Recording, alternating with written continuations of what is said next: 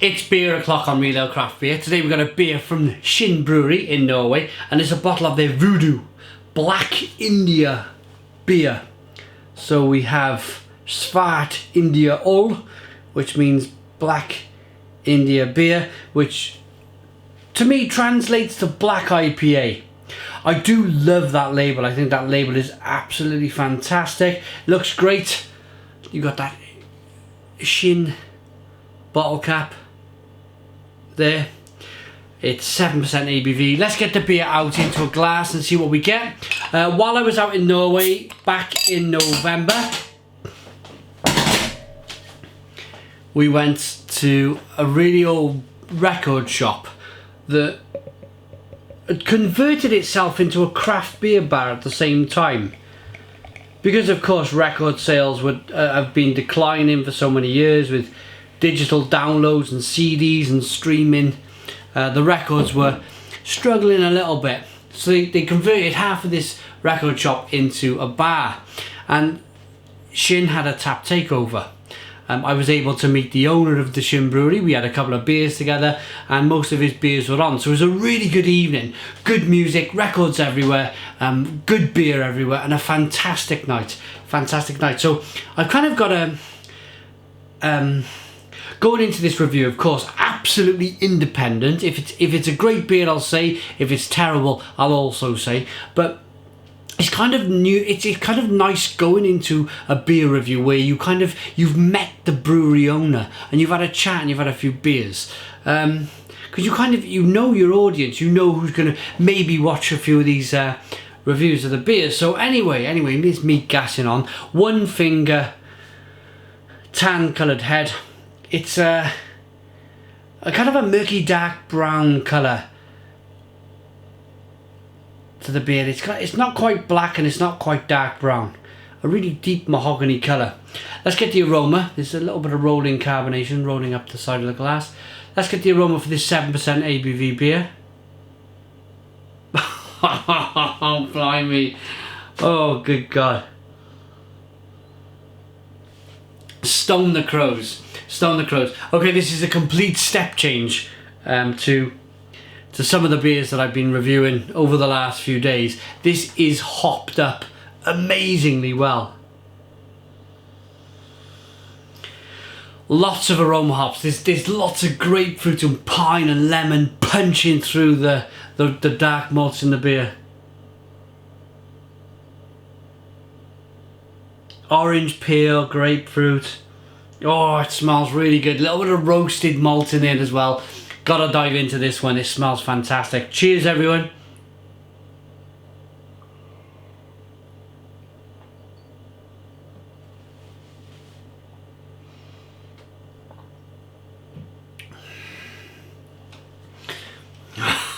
Wow.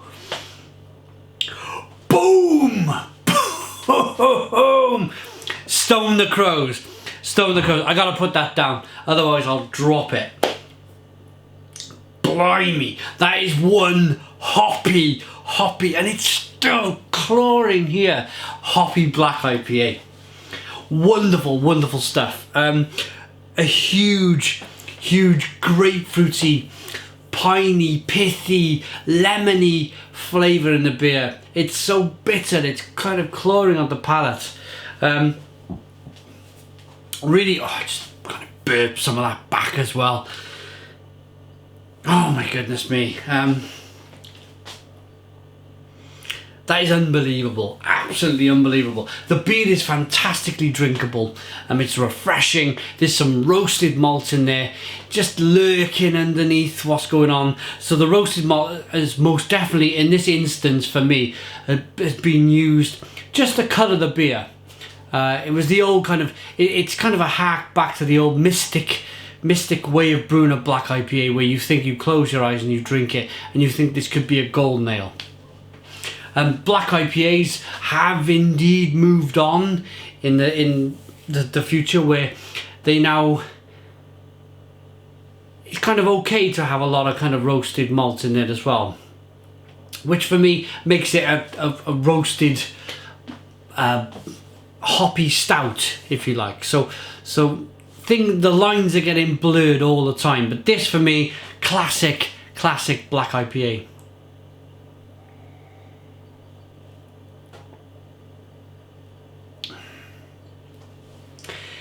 It's a massive, it's a hop wallop. It's just unbelievable. It's how I like an IPA. I like the aggressive, really smashing kind of bitterness in an IPA. It's how I remember it. It's how I've always remembered it, and I've kind of come to expect the bitterness in an IPA.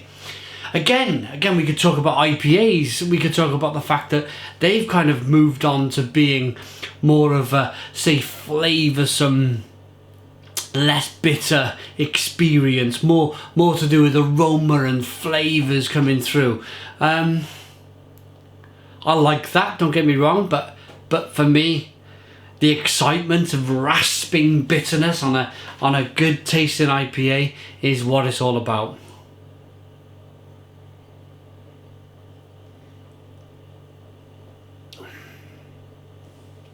Fantastic stuff, absolutely fantastic stuff. I can't get my message over anymore. Look at this, look at that quality. Now Kinn use open fermenters, open square fermenters at the brewery. I didn't have a chance to go to any of the breweries while I was in Norway. It was quite a busy time.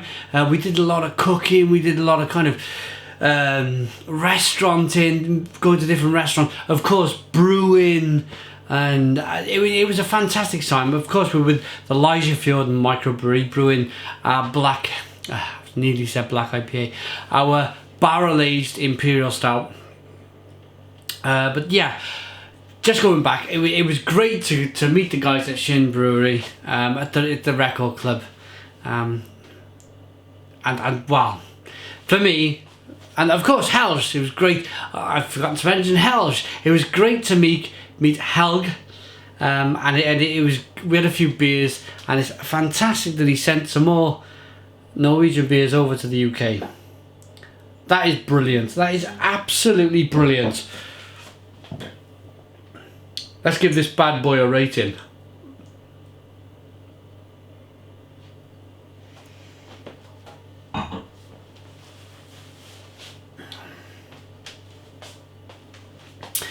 That reminds me of the first beer that I ever reviewed from Kinn. What was it called? Green Label. If you're watching in Norway, you'll know. West Coast, the West Coast IPA. That was fantastic. This is just as good. It's kind of the black IPA version. So just a touch on the flavours. Hugely hoppy, grapefruity, piney, lemony. There's some blood orange in there.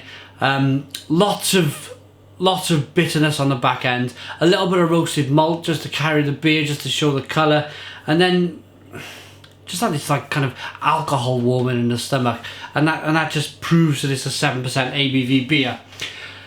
It's a full-on rating, this one. It's a Stone the Crows 10 out of 10. It's a 10 out of 10 from Real Ale Craft Beer. Thoroughly enjoyed this beer. Please go out and try it. It's Voodoo by Kinn Brewery. Thanks for watching. Please comment, please subscribe, and cheers.